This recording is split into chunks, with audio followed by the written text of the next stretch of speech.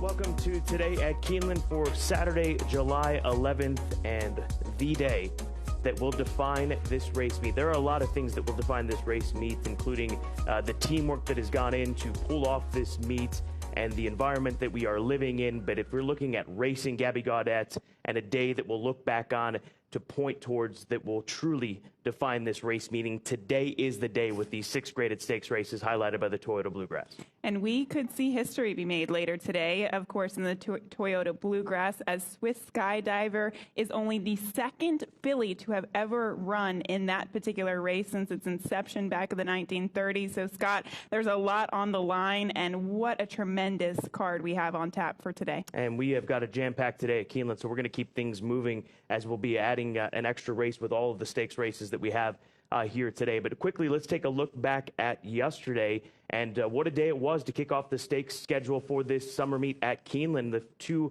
stakes races yesterday, the Beaumont taken by 4 Graces as she sets a track and stakes record in setting the pace in that race. It was so impressive.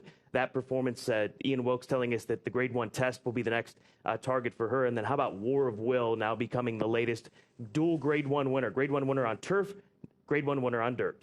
Yeah, and only the 3rd horse to have ever won an American Classic. Of course, he was last year's Preakness winner, and a Grade 1 win on the turf with the Maker's Mark Mile Grade 1 yesterday afternoon. The other 2, Secretariat and California Chrome. That's a pretty heady list, Scott. Let's get to WKYT for the latest on the weather. Meteorologist Adam Burson here in the WKYT Weather Center. We are looking at a nice dry day out there, so track conditions should be great for races out there this morning and through this afternoon and evening. Temperature-wise, we'll be staying around the 80s, mid-80s for this afternoon. Pretty average for this time of year. Otherwise, just enjoy the beautiful day with low humidity levels and have a great race. Pleasant. It truly is pleasant right now as far as the weather, so encouraging. As far as the outside conditions here as we continue to Keeneland at home for this summer meet. All right, let's get into the full card selections presented by TVG. Of course, you can catch Keeneland racing, as always, full coverage on TVG each and every day. And a lot of similarities here, Gabby Gaudette. Scott, we need to be held accountable for yesterday. You had 1 win, I had 1 win. We need to do a little bit of a better job. You're the one that's responsible for keeping track of all that because we have another side wager going on. I don't know where the tally stands, but I can't imagine that I'm in front of you. There's no way. I think we might be even right now, but I'm thinking it's going to be a big day. We only agree on 2 races, the 2nd and the 3rd, so that just goes to show you the type of day today. Excellent betting races. 6 graded stakes races today, and we're going to focus our attention on the Grade 1 Madison to kick things off. Here's a look at the list of graded stakes races. The Appalachian is in race number 4. Grade 1 Madison, we'll start there. The Shakertown, Grade 1 Central Bank Ashland for the fillies, looking to punch a ticket to the Kentucky Oaks at the beginning of September. Grade 1 Coolmore, Jenny Wiley, Rushing Fall. Can she add to her sterling resume here at Keeneland? And then the Grade 2 Toyota Bluegrass as Colts and a filly looking to pick up points for the Kentucky Derby on the first Saturday in September here in 2020. All right, let's dive into the 7-furlong Grade 1 Madison Guarana. Even money on the morning line. That's the number 5 horse with Jose Ortiz in the saddle for Chad Brown, a multiple Grade 1 winner last year at the age of 3, an Eclipse Award finalist for top 3-year-old filly of 2019, and she's come back with a victory, and that was in the slop at Churchill Downs. Clearly, she's got a big look in here, and she will be the favorite most likely, but I am going to take a swing with a filly who's really come around as of late, and that's Sally's Curl, and the number 3 horse, the Keeneland graduate for CJ Thoroughbreds and Left Turn Racing. She has turned into a dynamite one-turn horse. Now, the one thing, we'll see how this racetrack plays today. It was not easy to close over the main track yesterday. We'll see how that looks early on in the card, and that's the one thing that she's going to have to work against is that potential bias that we saw from yesterday. But we go back to her Hurricane Birdie victory, Grade 3 event at Gulfstream Park, and she comes wide off the turn. At this point in time, she's got a fast pace. She's going to get a fast pace to run at here today, and she just gobbles up the ground. She wins this race by 2 3/4 lengths and is now a dual Grade 3 winner for trainer Dale Romans. He's got Joe Talamo. You can see these big, long strides that come into play. Obviously, the competition is stiffer here today, but I think that this filly, at a price, has a big look in the Grade 1 Madison. My underneath horses, the 7-horse Mia Mischief, she's very good. We know that. We've seen her multiple times run big races. Then Amy's Challenge. If there's ever a filly that deserves a Keeneland graded stakes win, it is her. She's suffered some very difficult defeats, including being beaten right on the wire in last year's Grade 1 Madison at the beginning of April. I think that she's got a big look with Joel Rosario in the saddle. So 3-7-9, led by Sally's Curlin for me in the Grade 1 Madison. I'm a big fan of Amy's Challenge. I didn't pick her today, but she is just all heart, Scott, every single time she shows up in the afternoon. So best of luck to Mac Robertson with the 9 Amy's Challenge. But as we go to my top selection, it's going to be the 8 Bells the One. I'm taking a little bit of a shot here to try to beat Guarana. I do respect her for exactly what she did last year. But her last race, Scott, it wasn't really, it was visually impressive, but she really didn't beat much. This is a really, really tough field of female sprinters. Bells the One is continuing to prove that she is at this Grade 1 level. We go back to her last race at Churchill Downs and the Grade 3 winning colors. And you can see in here, she went against the likes of Break Even, a very nice sprinter for trainer Brad Cox, and Mia Mischief. So she beat Mia Mischief in this last race. You can see those two, they were forwardly placed in this race. The pace held together. She just absolutely ran them down. Look at the energy she has coming down the stretch. Now, that was her first race off of a little bit of a freshening. She obviously didn't have a great performance in the Grade 1 La Brea, 2 starts back at Santa Anita, but I do think that she's going to be able to close from off of the pace. She has a good outside post position. She's always shown talent from the get-go. Scott, I think she's going to take it to the next level this year. And we saw Neil Pessin yesterday take the nightcap. He was shaking the grandstand. He was rooting so hard. I think we're going to see the same thing today with this one. He might knock the grandstand down if he ends up winning the Grade 1 Madison. This is a race, and this is the definition of a Grade 1, right, Gabby? You've got stakes winners. They're going to be 20-1 plus. That's what makes Grade 1 races. Mm-hmm. Oh, absolutely. I don't even know what to do with Mia Mischief. She shows up every time. She was disappointing last time out. That was a one horse in here that I didn't really know what to do with because she was disappointing last time out. But maybe her race and the Carousel 2 back at Oakland just took a little bit too much out of her, and she can bounce back today. So, yeah, this is a type of race where you could make a case for several horses in here. It's going to be a fun one. We're going to jump over the Shakertown. We'll talk about that in the All-Stakes Pick 4 and talk about those massive guaranteed pools, and now move on to the Grade 1 Central Bank Ashland Stakes for the 3-year-old fillies. No superfecta wagering available in here with the scratch of tonalist shape. The Connections have decided to focus their attention on the coaching club American Oaks up in New York. But Venetian Harbor installed as the 6-5 morning line favorite, the Keeneland graduate for Ciaglia Racing, Highland Yard et al. And Richard Baltus, the conditioner of this filly. Richie's been here for some time. He sent out next shares in yesterday's Grade 1 Makers Mark Mile, and he's had very good success in his runners here at Keeneland, and we wish him the best. And this is the filly where I go to, because after her Grade 3 fantasy performance, there was thoughts that perhaps she was just not going to be a 2-turn filly. But the fact that Baltus opts to run her back at 2 turns again, I think is indicative of what he expects from her. I think that she's got to be doing better than what she was going into the Grade 3 fantasy as we roll that back. This day in the Grade 3 fantasy, the filly that runs away from her is the filly that's going to be the likely favorite against the boys in today's Toyota Bluegrass, Swiss Skydiver.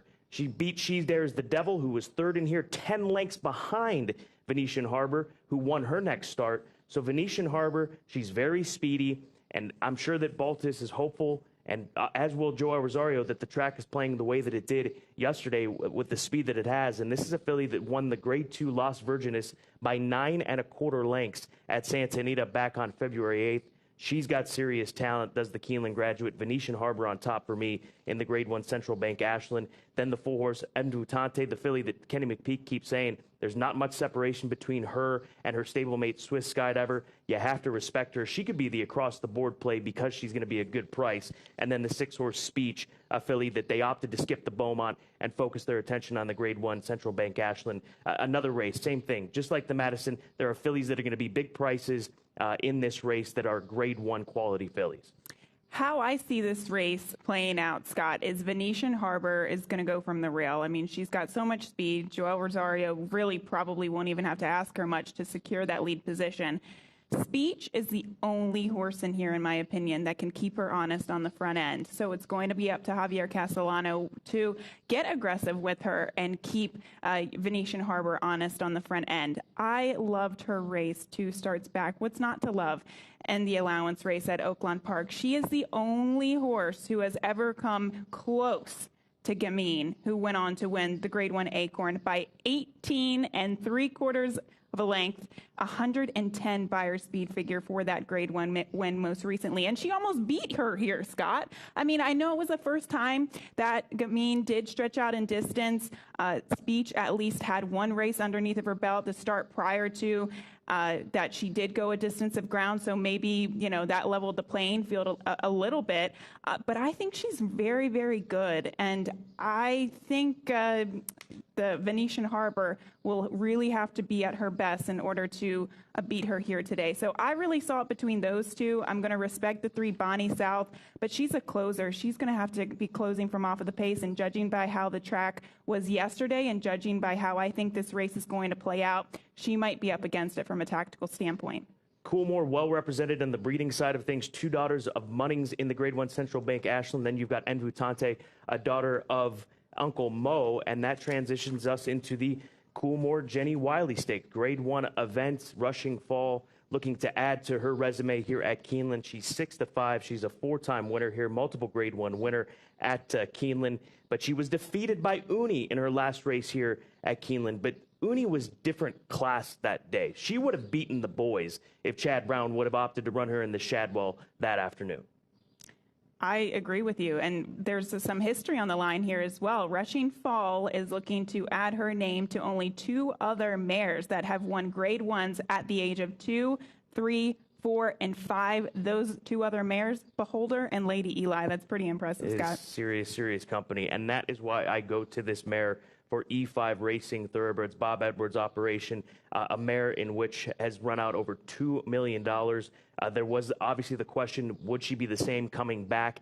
And I think she answered that question, that she's at least going back in the trajectory that we would expect her to be on at this stage of the game after her Beaugay victory at Belmont Park, as we roll that race back for you to take in. She set the pace. She's got speed. That's her game, and she ends up winning this race by 2 lengths. Javier Castellano in the saddle. He's here. He arrived yesterday in order to ride this big card here at Keeneland. But Rushing Fall, she's just a very good filly. She's obviously going to have to step up off of this one versus the fillies that she's facing here today versus what she beat in that Grade 3 event. But it's really difficult not to like this filly here at Keeneland with the speed that she possesses. We saw yesterday's Grade 1 Maker's Mark Mile. Most of the running was done, at least late, by those horses out on the front end. The horses did close, but the pace wasn't all that quick. But this filly is fast, and she can just keep on going. So she's the one for me on top.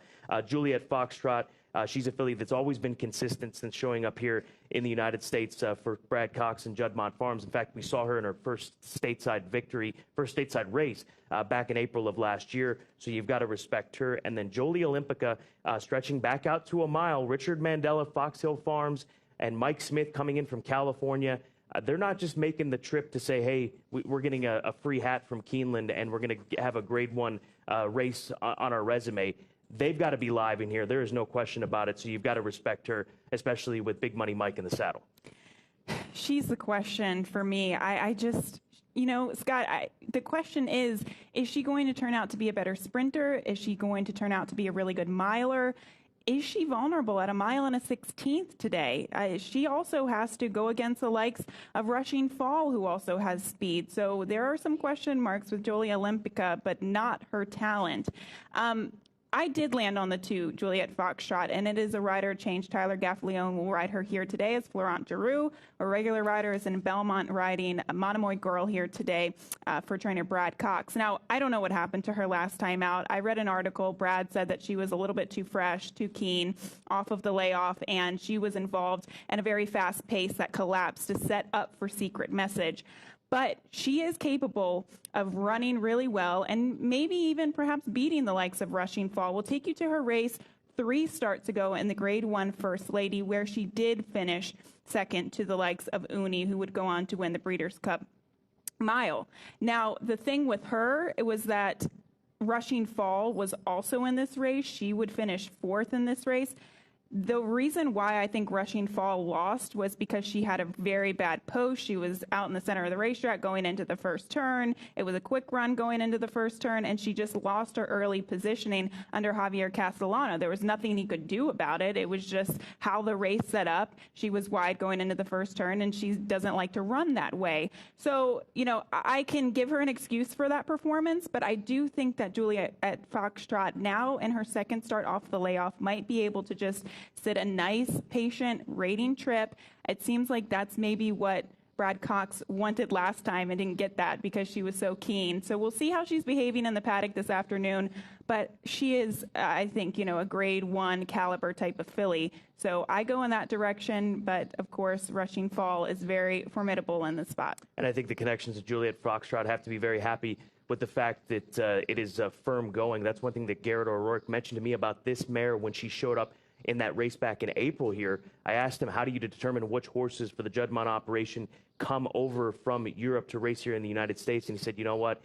When we have Dancillies, we like to bring them to the States because it's firmer ground most often, and it works out. And she is a daughter of Dancilli, who's going to get firm going here today in the Grade 1 Coolmore Jenny Wiley. All right, let's move on to the big one, the Grade 2 Toyota Bluegrass Stakes, $600,000 on the line, as well as Kentucky Derby points. 100 points go to the winner. So essentially a win and you're in for the first Saturday in September. And the big story here, as we've discussed all week, is the presence of the filly. Only the second time in the history of this illustrious race that a filly will compete against the boys. And this filly is a serious one. That is Swiss Skydiver, the Keeneland sales graduate from 2018, the daughter of Daredevil, who has toyed with her female competition as of late. Winner of the Grade 2 Gulfstream Park Oaks, the Grade 3 Fantasy, and most recently at Santa Anita in the Grade 2 Santa Anita Oaks, where she beat Speech, the filly that you like, who's running in the Grade 1 Central Bank Ashland, and I do as well. You've got to respect her. But you can see the ease in which this filly, this Keeneland graduate, wins this race with. She's got serious speed. Mike Smith rode her this day. He's going to ride her back again today. So you've got to respect that combination of familiarity when it comes to Mike and this filly running here today. You can see how big she is. She's built like a colt. I think that she and Kenny McPeak made the right decision in running her here, because this will be the story that defines the entire week if she's able to win here today in this history-making summer meet at Keeneland. She could make some history herself, big-time history, becoming the first female to win the Toyota Bluegrass. I like her on top. Man in the Can, the Arkansas bred, who has shown that Arkansas breds can win out of Hot Springs, and he did so last time out at Churchill Downs. You have to respect him. He's 10-1 on the morning line for Ron Marquette. And then the number 12 horse, my third choice, that is Enforceable, a horse that will be trying to make up ground if things get quick up early on. Look for the son of Tappet to come rolling late for Mark Casse and Mr. Oxley. So 7-5-12, led by the filly Swiss Skydiver for me in the Toyota Bluegrass. You know, Scott, I think we really have to take it in what's happening today. She is the second filly in the history of the Bluegrass, think about that, to ever run in this race. And, you know, I have so much respect for Kenny McPeak for taking a shot. Why not do it right now? She is number 1 on the leaderboard for the Kentucky Oaks points. So if she loses this race, she's already in the Kentucky Oaks. You have nothing to lose, but everything to gain. If she does win this, she gets 100 points for the Kentucky Derby, and she'll find herself in the starting gate in the first Saturday of September. So I love this move. I respect her. The one thing in this race that's going to make or break her performance, in my opinion, is the pace scenario. She's a very quick filly, and I know she's proven to rate 2 starts back when she beat the likes of Venetian Harbor, and that is the one race that gives me confidence that she can rate successfully. But this is a tougher field, and I just wonder how fast they're going to go in front. We've got the likes of Chivalry. We've got Man in the Can, as you mentioned, Basin. Even Rushy really isn't that slow. So I just wonder how quick the pace will be. I think it's going to be quick. I think it's going to fall apart into the hands of the number 9 Attachment Rate. So a rider change. Joe Talamo does pick up the mount for Luis Saez trainer Dale Romans as well. We'll take you back to his performance and the Unbridled 2 starts back. He went against the likes of Dr. Post. Dr. Post would come back to finish second in the Belmont Stakes against Tiz the Law. And you can see attachment rate. He had a wide trip throughout. This horse never managed to save ground. You can see he's getting a little bit weary-legged late. He switches to the wrong lead. Dr. Post winds up getting the victory. But he's not far off of really, really nice horses. And he's had kind of awkward trips in some of those events. So if he can just sit a nice patient trip and let the pace kind of unfold in front of him, I think he's going to be closing late. And my man Dale Romans, he said he's been working pretty well. And he said he's not shaving his beard till he wins the Kentucky Derby, and this is the horse that's going to bring that razor into play, is what he told us as well this week. So best of luck to all those connections. Cannot wait for the Grade 2 Toyota Bluegrass. Let's go to Tom Leach for more on the Philly Swiss Skydiver. Saturday's going to be a big day for trainer Kenny McPeak. He's got Invitante and the Central Bank Ashland. But first we want to talk about Swiss Skydiver, your filly going against the boys in the Grade 2 Toyota Bluegrass. Why did you pick this spot, only the second filly ever to try this? Well, most years it would be an easy decision. I would typically run in the Ashland. We feel like she's coming into this race really good. And I mentioned to Peter Callahan, the owner of Swiss Skydiver, about nominating to the Bluegrass, and we also nominated to the Triple Crown. And he said, yeah, sure, go ahead. Let's see. And looking at everything, I mean, there's a lot of issues here. It didn't look like the Colts race was coming that tough. It gives her a chance to punch some Derby points if she runs well. She's got to win to say she can go to the Derby. And she's already whipped up on all the other 3-year-old fillies across the country, east, north, south, east, and west. So it's a high-level problem. And you know what? I guess because nobody's ever done it before, we figured we'd try. Other than being a fast horse, what else about Swiss Skydiver enables you to have confidence she can take on the boys? Well, she's tactical at this stage. She understands how to rate herself. She's a bigger filly than you would think. I mean, she's deceptively large. She weighs over 1,100 pounds, which is unusual for most fillies. So I think she's capable of handling all the things it's going to take to beat a big field. You know, it's you get a fast horse, and on the speed figures, it looks like she fits. So let's see what happens.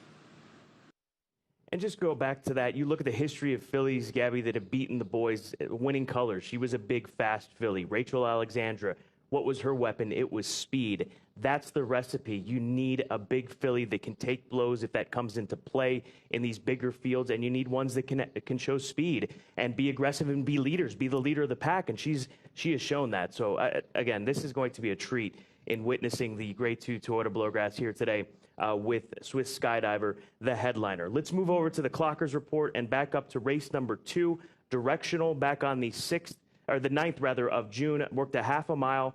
Best of 35, beat stablemate Jackie's Warrior, who won on debut, and then Bonnie South, fantastic training since shipping here in the stable, and 25% with graded stakes. So the 10 in race 2, the 3 in race 7, that's the focus of the Clocker report. A part of the treat of today is the massive pools that we're going to be able to play in, especially in these multi-race exotics. And all stakes pick 5 guaranteed at $500,000, which starts with race number 5, and then a $500,000 guaranteed all stakes pick 4, which begins in race number 6 with the Shakertown. And you kick us off with that all stakes pick 4, Gabby. Let's take a look. And the Shakertown is not easy. You can How'd they count fit all them. those numbers there? 7 horses. I usually don't do that. I just try to hit the all button, but obviously I want to keep the ticket costs a little bit on the lower side. So 7 horses in the Shakertown. We'll talk more about that race later because there's so much going on in there. In the Grade 1 Ashland, I'm singling on Speech. I know it's a bold move, but I feel confident about her ability here today. In the 8th race, and the Jenny Wiley Rushing Fall, and the 2 Juliet Foxtrot, and of course, in the Toyota Bluegrass, using 5 horses in there. My all stakes pick 4, let's take a look at it. Just using 2 horses in that Shakertown. Wildman Jack, who became the first U.S. horse to win in Dubai on grass, period. He did so in the Not Al Sheba Turf Sprint and would have been one of the favorites for the Alquaz if that happened back on World Cup night, but obviously they had to postpone and cancel World Cup night this year. He's one of 2 Texas Wedge. I think you have to respect him in a big way. That's my alternative, and actually we'll talk more about him in just a few moments. I'll go 3 deep in the Jenny Wiley, the Toyota Bluegrass. I'm going to go 4 deep in race number 9. So taking a look at that fantastic sequence of races. Don't forget, $500,000 guarantee. I think we can say with certainty that it'll be well past that, more than double when it comes to the pick 4 and the pick 5. It's time now for our best angles segment. We're going to go earlier in the card for the both of us. You take us to race number 4. Yep, the grade 2 Appalachian, and rider change on the 1, Maria Foote to Johnny Velasquez. I looked to the outside, the second choice on the morning line at 9-5. That's the number 6, Walk in Marrakesh. I know Ignacio Creas has liked this filly for quite some time, and unfortunately, she just has had awkward trips all throughout, even dating back to the Florida Oaks. 3 starts back at Tampa, she didn't have a fluid trip. 2 starts back in the Sanibel Island, still an awkward trip. Last time out, she had a troubled trip. She was trying to go up the hedge under Jose Ortiz. You can see her down on the inside riding the hedge, and she just did not get any room to run. She's the number 3 horse. Her path gets shut off, and then you can see Jose Ortiz kind of looking around, trying to find another route to go, and that route closes up as well. So I think you can give her the benefit of the doubt for her last race. And now, Scott, she has an outside post position. It's a shorter field. I think she's going to be rating just off of the speed and hopefully stays out of trouble today. I'm going to take us to the Shakertown Grade 2 event, race number 6, and focus my attention on Texas Wedge. This is a horse for Peter Miller, and Peter Miller, what's his game? It is sprinting. It is dirt. It is turf. And that's what he does well. And here's an example of it. A 5-year-old gelding is a 6-time winner from 16 starts. He hasn't won since the World of Trouble at Gulfstream Park, and prior to that in the Hernandez. But this gelding ran against Alexandra last time out when she ran in 106-4, and the confidence that he has to bring her back on quick notice. Look at Texas Wedge, Exacta, Kiem on top, 9 over 1, 2, 7, 8. That's going to do it for us. By the way, Tom Leach, he likes the 7 in race number 6. Fast Boat, that's the Shakertown. Just want to get that out there. That's his price play of the day. But Gabby, what a day we have in store for us. We do. History's on the line, and very excited to get to it, Scott. 6 graded stakes races getting set at the top of the hour.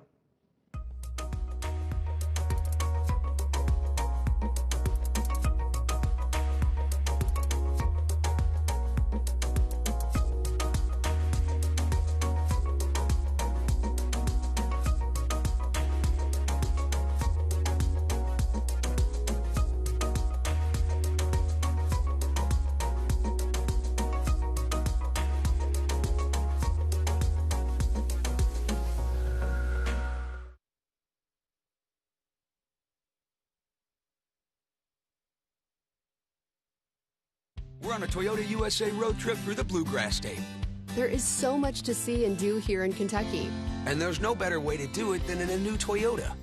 They just keep making them better and better. Toyota actually spends $1 million every hour of every day on R&D. And the information they learn here is what makes Toyota Safety Sense so effective. Advanced safety as standard equipment. Gotta love that. Toyota, driven here, loved here.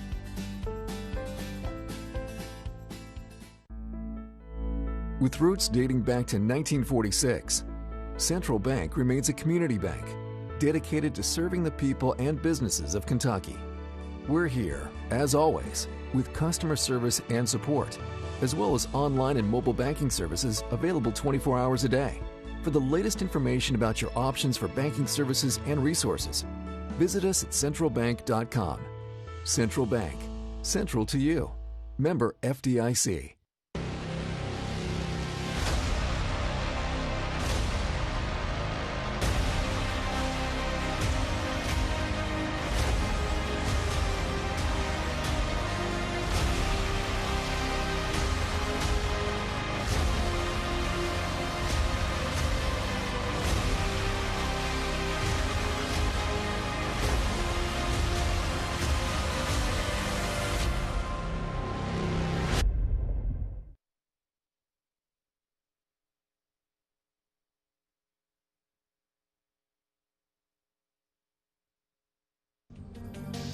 The following is a presentation of the Keeneland Association.